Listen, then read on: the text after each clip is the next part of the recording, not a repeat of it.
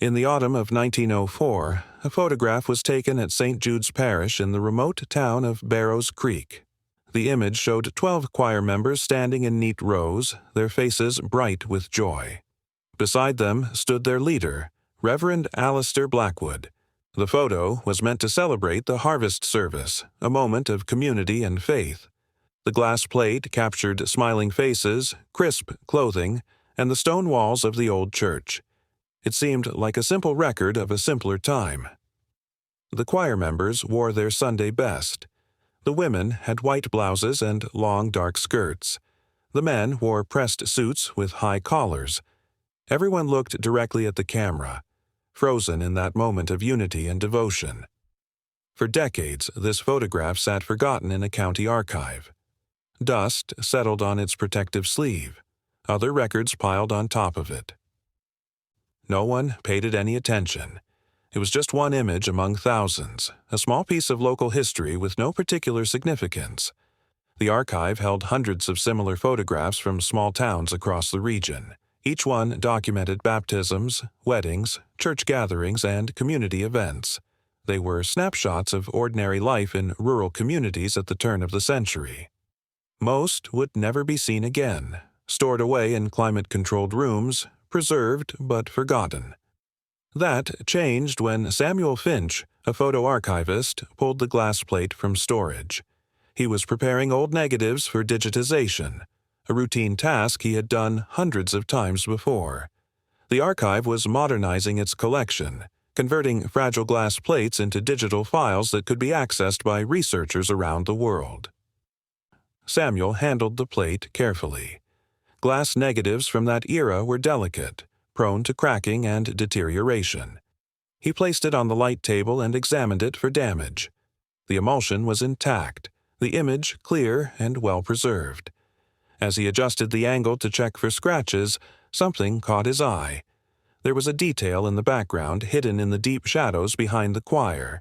It was something that should not have been there. Samuel leaned closer, squinting at the dark alcove visible behind the back row of singers. At first, he thought it might be a trick of the light, a shadow cast by the church architecture. But the more he looked, the more certain he became that he was seeing something else entirely. Samuel stared at the plate for a long time. The anomaly was subtle, easy to miss in a casual glance, but once he saw it, he could not unsee it. The shape was too defined to be a random shadow. It had form and structure, the suggestion of a human silhouette, but somehow wrong in its proportions. He flagged the photograph for review and sent it to Dr. Evelyn Reed, a historian who specialized in Edwardian-era social history. Evelyn had worked with the archive for over a decade, consulting on projects that required historical context and expert analysis. When Evelyn first saw the image, she assumed it would be a minor curiosity, perhaps a flaw in the old glass or a trick of the light. She had seen countless photographic anomalies over the years. Most had simple explanations. Instead, what she found would lead to an investigation that terrified everyone involved. The question was simple but deeply unsettling. What had Samuel seen in that photograph? And why did this single image now fill historical analysts with dread? Evelyn began by studying the photograph in detail. The 12 choir members stood in 3 rows, their faces turned toward the camera. In the front row stood Freya, Piper, Valeria, and Aria. Their expressions were bright, their postures straight and proper. The middle row featured Adeline, Everly, Genevieve, and George, slightly elevated on a wooden platform. The back row held Caden, Jonah, Grayson, and Hunter, standing tallest against the stone wall. Reverend Alistair Blackwood stood to the side, his hand resting on a hymnal. His face was solemn but peaceful, the face of a man comfortable in his role as spiritual shepherd. The setting was the interior of St. Jude's Parish, a stone church built in the 1870s. The architecture was simple but solid, built to withstand the harsh winters of the region. Barrow's Creek was a small, isolated community, tucked away in a valley far from any major town. The nearest railway station was 30 miles away, accessible only by rough dirt roads that became impassable in winter. The population in 1904 was just over 200 people, most of them farmers and tradesmen who had lived in the area for generations. The church was the center of all social life. Baptisms, weddings, funerals, and festivals all took place within its walls. Sunday services were attended by nearly every family in town. This photo was meant to be a celebration of that unity, a record of the town's devotion. The harvest service was one of the most important events of the year, marking the end of the growing season and giving thanks for the crops that would sustain the community through winter. But as Evelyn examined the image more closely, her attention was drawn to the area Samuel had flagged. Behind the back row of the choir, directly behind where Hunter stood, there was a dark alcove set into the stone wall. Churches of that era often had such spaces, used for storing vestments or candles. The alcove at St. Jude's was about 6 feet tall and 3 feet deep, recessed into the wall and perpetually in shadow. In the shadows of this alcove, barely visible, stood a figure. It was tall and still, partially obscured by darkness. The shape suggested a person, but the proportions were somehow off. Evelyn leaned closer to her computer screen, adjusting the brightness and contrast to see more detail. The figure was not dressed like the choir members. It wore something dark and shapeless, without the definition of period clothing. It did not appear in any of the church records. It was not listed in the 1904 census of Barrow's Creek. Yet there it was, standing in the background as if it had always been there. Samuel pointed out the figure's exact location during their first meeting. He had spent days cross-referencing every known parishioner from that year. The church kept meticulous records of its congregation, listing every family, every baptism, every marriage. He had compared the figure to photographs of every adult male in Barrow's Creek from that period. None matched the shape or posture of the figure in the alcove. The height alone was unusual. Most men in that era averaged around 5 feet 8 inches tall. This figure appeared to be well over 6 feet, possibly 7. Its posture was strange, too, standing perfectly still and upright in a space that should have forced it to stoop or lean. Evelyn considered the most obvious explanation: a photographic error. Cameras in 1904 were primitive by modern standards. They used glass plate negatives coated with light-sensitive emulsion. The photographer had to prepare each plate individually, coat it evenly, and expose it while still wet. Glass plate negatives were fragile. Double exposures were common, occurring when a plate was accidentally exposed twice. Light leaks, smudged emulsion, and accidental overlays could create strange images. Dust on the lens could appear as orbs or streaks.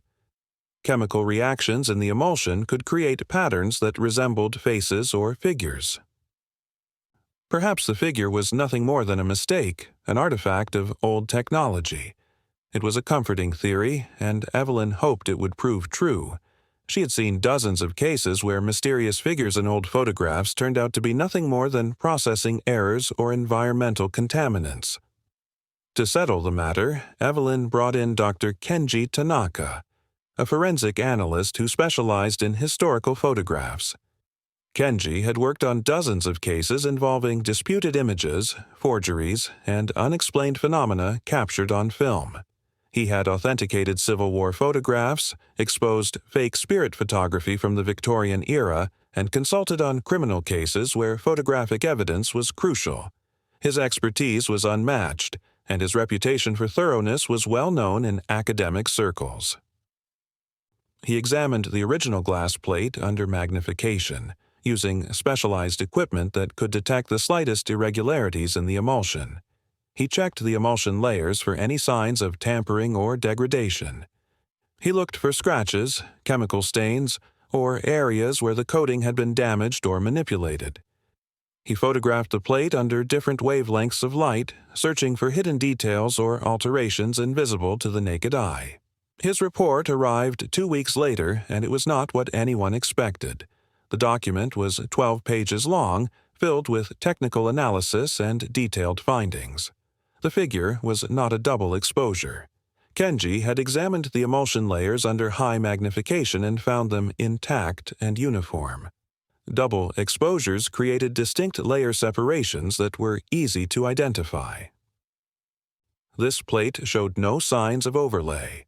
The image was captured in a single exposure, all elements recorded simultaneously. It was not a smudge or stain. Chemical contamination left irregular edges and inconsistent density. The edges of the figure were clear and defined, with consistent grain structure matching the rest of the image. It was not dust on the lens, which would have appeared as out-of-focus blurs. The figure had sharp edges and clear boundaries. Kenji's conclusion was inescapable. The figure had been physically present in the church when the photograph was taken. Whatever stood in that alcove was there in reality, not created by accident or error. The investigation shifted. This was no longer a question of photography. It was a question of history. Evelyn began to dig into the local archives of Barrow's Creek and the records of St. Jude's Parish. What she found painted a very different picture of the town. Barrow's Creek had always been isolated, but it was also a place steeped in silence and secrets. The town's history was thin, with many gaps in the records. Church logs from certain years were missing entirely. Pages had been torn from record books, leaving gaps in the timeline. Census data was incomplete, with households listed but no names recorded. Birth and death records showed inconsistencies, with dates that did not align with other documents. It was as if the town had deliberately hidden parts of its past, carefully removing anything that might reveal uncomfortable truths. Evelyn traveled to Barrow's Creek to interview Agnes Harlow, a descendant of one of the town's founding families. The town itself had changed dramatically since 1904. The population had dwindled to fewer than 50 residents. Many of the original buildings were gone, replaced by newer structures or left to decay.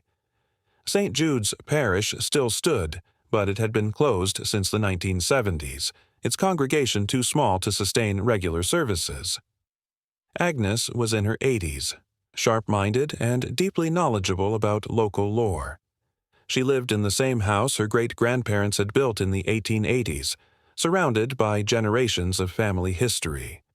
She spoke carefully, choosing her words with precision, as if she had thought long and hard about what she was willing to share. According to Agnes, the land where St. Jude's Parish was built had not always been considered holy. Long before the church was constructed, before European settlers arrived, the indigenous people of the region had avoided the site. They called it a place of watching. The legends spoke of a tall, silent figure that appeared in the valley, always standing still, always observing. The figure was not considered evil, but it was not considered safe either. It simply watched, and those who saw it felt a profound unease. The indigenous people believed the figure was neither living nor dead, neither spirit nor flesh. It existed in a space between, a guardian or sentinel whose purpose was unknown. They left offerings at the edge of the valley, small tokens meant to appease or acknowledge the presence, but they never entered the site itself.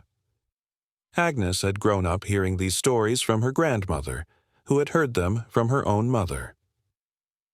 The tales were passed down quietly, never written, never spoken of outside the family. When the church was built in the 1870s, the stories did not stop. Parishioners occasionally reported strange occurrences. A chill that never left the vestry, even in summer. Workers who helped build the church complained of tools going missing and reappearing in strange places. Shadows that moved when no one was there, flickering across the walls during services. A feeling of being watched during prayers, an oppressive sense of presence that made people uncomfortable. But these complaints were always dismissed. The church was supposed to be a place of comfort, not fear. No one wanted to admit that something might be wrong. To acknowledge the stories would be to admit doubt, to suggest that the church was not as sacred as everyone wanted to believe. Evelyn's next discovery came from an unexpected source, the private journal of Reverend Alistair Blackwood. The journal had been donated to the archive by a distant relative decades earlier, but no one had ever read it thoroughly. It sat in a box with other family papers, deemed too personal and mundane to warrant detailed examination. Evelyn spent days going through the brittle pages, deciphering the Reverend's cramped handwriting. The early entries were mundane, filled with notes on sermons and observations about parish life. He wrote about baptisms and weddings, about disputes between families and the challenges of ministering to a small, isolated community. But as she reached the entries from 1904, the tone changed dramatically. The Reverend's writing became erratic, his sentences fragmented and anxious. The careful, measured tone of earlier entries gave way to something darker and more troubled. In July of 1904, he wrote about a persistent chill in the vestry that he could not explain. He mentioned it multiple times, noting that even on the hottest summer days, the small room remained cold. He tried closing the windows, lighting a fire in the small stove, but nothing helped. The chill seemed to emanate from the walls themselves. In August, he mentioned strange noises coming from the back alcove, a scraping sound like something moving across stone. He investigated several times but found nothing. The alcove was empty except for a few old candlesticks and dusty hymnals. By September, just weeks before the photograph was taken, his entries were filled with references to feeling watched. He described standing at the altar during services and sensing a presence behind him, tall and still. He wrote that he could feel eyes on the back of his neck, a cold awareness that made his hands tremble while holding the Bible. He dismissed it as fatigue, the result of overwork and too many late nights, but his words carried a palpable fear, a sense that he was trying to convince himself of something he did not truly believe. Evelyn's investigation then turned to the choir members themselves. She studied each face in the photograph, looking for clues in their expressions and body language. One face stood out, Miss Eliza Vance, standing in the middle row beside Everly. Her smile seemed strained, her eyes too wide. While the others looked directly at the camera with calm, composed expressions, Eliza's gaze seemed distracted, pulled slightly to the side as if she were looking at something just out of frame. Samuel located a small diary that had belonged to Eliza, donated to the archive by her family years earlier. The diary was brief, covering only a few months in late 1904, but it was revealing in what it contained. Eliza wrote about her fear of the back alcove in several entries. She claimed to have seen a tall man standing in the shadows on multiple occasions, always during evening practice when the light was low. She described him as silent and unmoving, with arms that hung too long at his sides. His hands, she wrote, nearly reached his knees. She could never see his face clearly, only a pale oval that reflected no light. She told Reverend Blackwood about what she had seen, hoping he would investigate or at least acknowledge her fear. Instead, he dismissed her concerns as a girlish fantasy and told her to pray for a clearer mind. He suggested that her imagination was overactive, a common problem in young women who spent too much time reading novels. Eliza stopped writing about the figure after that conversation, but her final entries carried a tone of resignation and quiet terror. She wrote about dreading choir practice, about feeling sick before services, about wanting to leave Barrow's Creek but having nowhere to go. Kenji provided one final report, this time focusing specifically on the figure itself. Using advanced digital enhancement techniques, he analyzed every detail of the anomaly in the photograph. He isolated the area of the alcove, increased the resolution, and applied filters that could reveal details invisible in the original image. His findings were deeply unsettling and formed the core of his final analysis. First, the figure's proportions were inconsistent with human anatomy. Using the known height of the alcove as a reference point, Kenji calculated that the figure stood approximately 7 feet 2 inches tall. But more disturbing than the height were the proportions. Its arms were too long, extending past where a normal person's hands would rest. Based on his measurements, the hands would have hung nearly to the knees, exactly as Eliza had described in her diary. The torso was too narrow and the limbs too thin for the overall height. It appeared to fit comfortably within the 6-foot-tall alcove, as if it were compressed or folded in some unnatural way, defying the physical space it occupied. Second, the figure cast no shadow. The photographer had used flash powder, a common light source in 1904 that created intense, brief illumination. Flash powder created sharp, directional light that produced clear shadows. Kenji analyzed the shadow patterns throughout the photograph. Every choir member cast a distinct shadow, angled consistently with the position of the flash.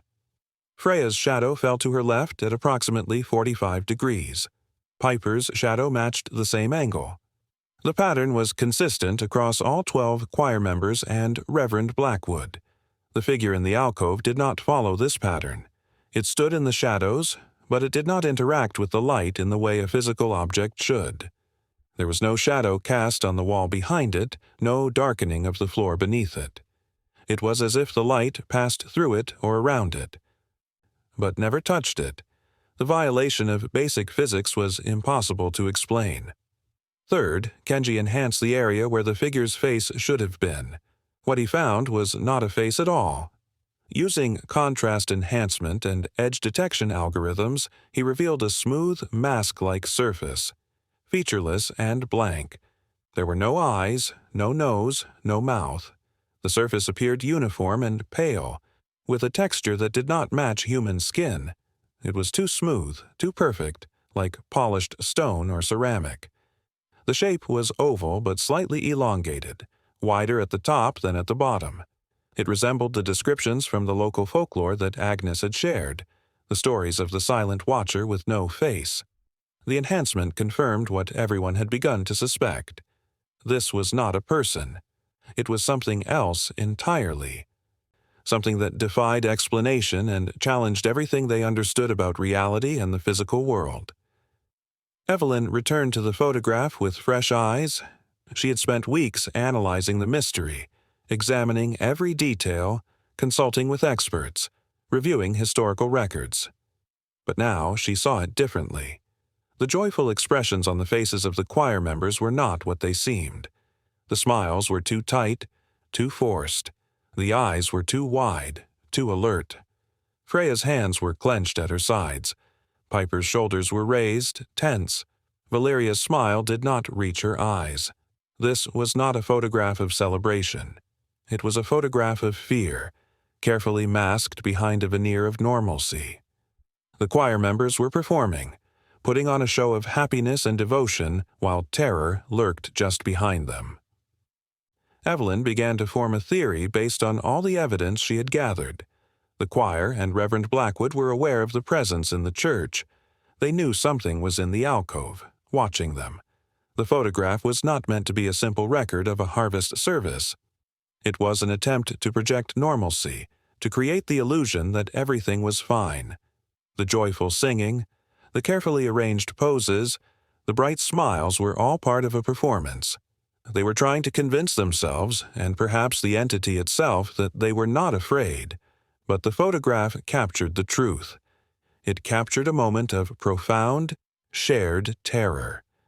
The presence had been there all along, watching from the shadows, and on that autumn day in 1904, it had allowed itself to be seen and recorded forever.